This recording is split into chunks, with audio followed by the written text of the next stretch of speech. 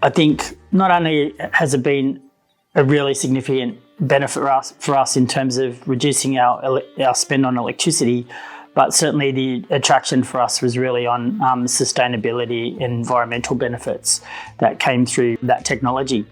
And we converted all our exit lights over to Smarterlite.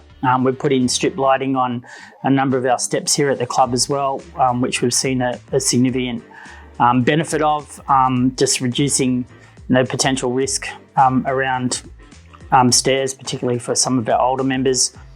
And we've been able to sell that sustainability story to our members, which I think has been a really big component of the benefits, the direct benefits that we've had with our membership. They're seeing us making a difference, and we've really, as I said before, tried to lead the way in that regard.